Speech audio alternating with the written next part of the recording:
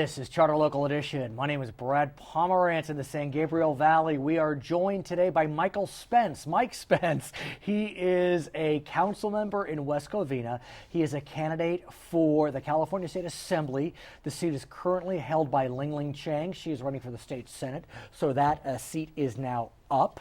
And I want to speak with you about an issue that would have been before you if you were already in the Assembly, and that is the increase in the state minimum wage.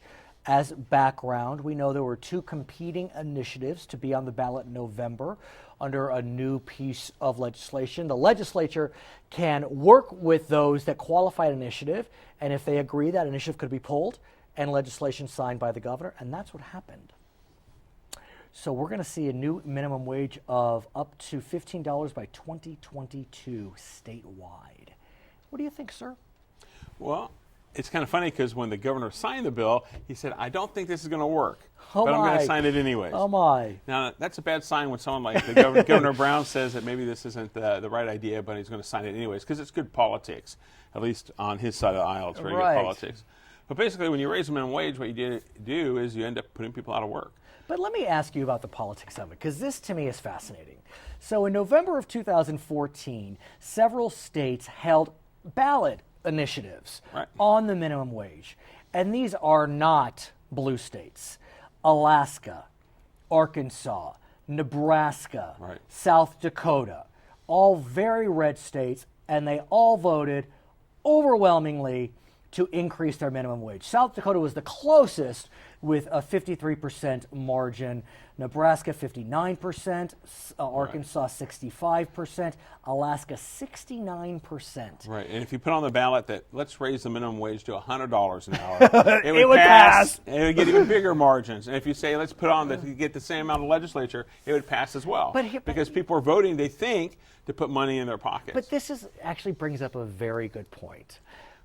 Talk to me about, I guess I'll say the politics of the minimum wage, but I don't mean that in a pejorative way. I mean, what is it about the minimum wage that red state Republicans are voting yes, but yet they tell their legislators don't vote yes when it gets before them? I mean... No, well, the people that say don't vote yes are those that are running businesses, those that are going to have to try to implement it. But still, if you're at 69%, 65%, business people are voting yes. Well, I don't know how many business people are left. Fair. But, you know, the bottom line is whenever the minimum wage goes up, there's wage inflation across the board because there used to be somebody in California making $15 an hour, and there was a minimum wage employee below them, and now that wage is going to have to go up. So everybody thinks they're going to be making more money as time goes on. And, you know, what's interesting about the minimum wage here in California is how there were things like unions that were trying to exempt themselves from minimum wage increases. That is a fascinating discussion because what you're discussing, and I've actually talked with some union officials about it because it is a tricky issue, one could argue, for their side. What they're trying to do, and they're trying to do this in Los Angeles, for example, is create an exemption for the union for the minimum wage. And their argument is that our members may be willing to take a smaller minimum wage in return for maybe more paid vacation days, more paid sick days. So let us negotiate that. Well, actually, that's what it is. It's about union empowerment. And actually, what it is, it's a short-term strategy to get some businesses thinking we can pay people less and survive if we unionize. But then eventually they've let unions into their operation, and eventually the union will say, look, you got to do minimum wage. I mean, it's a slippery slope where suddenly those kinds of things will happen. Talk to me about the optics of that, because to me it seems like the optics are really tricky. I mean, you have union officials trying to exempt themselves. The optics are bad, but you know, but the reality is worse. The policies are much worse because they're trying to sneak into places that currently aren't unionized by trying to get business owners to sign off on that. And you know, the real problem with minimum wage is that, you know, when we talk about when I was a teenager, I got a minimum wage job. Did you know that? I worked as a minimum wage employee. Wait a second. I had a minimum wage job. Do you know how much I made? How much did you make? $3.35 Yeah, an exactly. hour. So we're about the same age. We are. Yeah, and $3, and I thought I was rolling in it. And neither until Mr. FICA took all that money out of the check. Not much. But you and I both knew we weren't going to provide for families on minimum wage. Right. And in fact, in my job, because it was with fast food, if I memorized the order that stuff went on a hamburger, I got a raise. So I got a raise within 2 weeks. But that's okay. But let's bring up. You brought up food, and I think it's critical And because I think that's the thing. that is the area where folks feel as if the minimum wage could cause the most harm. Because look, whatever you think about the minimum wage, you still can't live on $50 an hour with a family of 4. I mean, it's just a fact. But that's not designed for that. Minimum wage jobs aren't designed for that. I understand. But be that as it may, let's talk about food. Because there is a sense that the food industry could be impacted the greatest.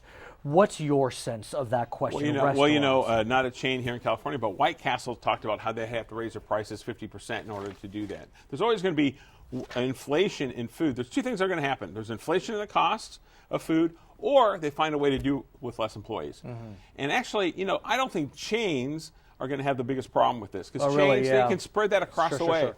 What's going to happen is you're destroying small businesses. You're destroying the mom and pop operation. Mm-hmm. That's what you're really destroying with this. But let's go back to the optics, because, look, when this provision went up to vote in California's legislature, no Republicans supported it, I believe, in the Senate or the House. Okay. I think so. I could be wrong. I know a couple Democrats actually voted no, but I believe no Republicans supported it.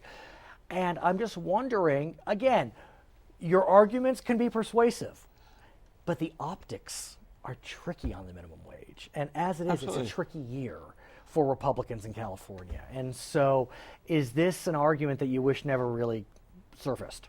Well, this is an argument that's always going to surface because the Democrats like the optics on it. But at some point, I have to ask a question for the legislatures. If the minimum wage is so awesome, why don't we pay people what legislators make? Because wouldn't that be great? If everybody got paid exactly what legislators got made, some of these people that are working in these minimum wage jobs, I know for a fact, work harder than some legislators. So why don't we go ahead and pay them that? And I don't know. Why not? Yeah, why not? And the reason is it doesn't work. And it costs people jobs, and it costs people long term. It costs people opportunity. That's why young people can't get jobs today, because you won't pay them $15 an hour like they paid you $3.35 to do whatever you were doing. So let's talk about some carve-outs, though. Because there were some carve-outs, and I wanted to get your sense on them. There was a carve-out that businesses with under 25 employees would be delayed by a year. The governor also has... And why? Why was that? Ask yourself a question about the carve-outs. Why was that? Well, because it presumably would be harder, because they couldn't spread out the costs. They absolutely admit that raising the minimum wage is a problem for small businesses. That's why there's the carve-out. Well, what about... Here's an interesting question. In Oregon, they increased the minimum wage, but created tiers. So in large markets like Portland, there's one minimum wage. In mid-sized markets, it's lower. And in rural areas, it's even lower. Right. So, if you're in Los Angeles, $15 doesn't get you as much as if you're in, Fresno or Merced. Well, I don't know what you want in Merced for $15. No, but what I'm saying is that should we have looked at a regional approach? Well, that's an interesting question, and that's an issue that's come up on things like prevailing wage and things like that as well, because everything's geared to San Francisco. What's the wage to live in San Francisco? Much higher than in Merced. Much higher, and $15 won't get you much in San Francisco. Right. Well, the problem is, though, by admitting the carve out and the regional stuff, they realize the minimum wage doesn't work. I mean, it's a good example. But should we have no minimum wage? Should we have no minimum wage? Well, we're past that point. But the good example is the straight across the board minimum wage doesn't work everywhere. And now the legislature is admitting that with the carve-outs. But what about the concern that you start getting kind of wage wars? That if in LA City it's $15 and in Glendale it's $13, so isn't it better to have a statewide minimum wage to avoid wage wars? Oh, well, wage wars are going to happen, and same with regulatory wars. Those things are going to happen as long as people decide to do that. As long as but within our state, because I spoke with some chamber folks, and the chamber folks felt as if, look, if you're going to do this, at least let's do the statewide. Well, it depends on where you live. Glendale probably thought that because of the wage wars. They're afraid of losing people to Long Beach. It depends on your locality. I understand. No one in Madera is afraid of the people moving to LA to take that job. His name is Mike Spence. He is a West Covina City Council member. He is a candidate for the California State Assembly. My name is Brad Pomerance in the San Gabriel Valley. It's Charter Local Edition.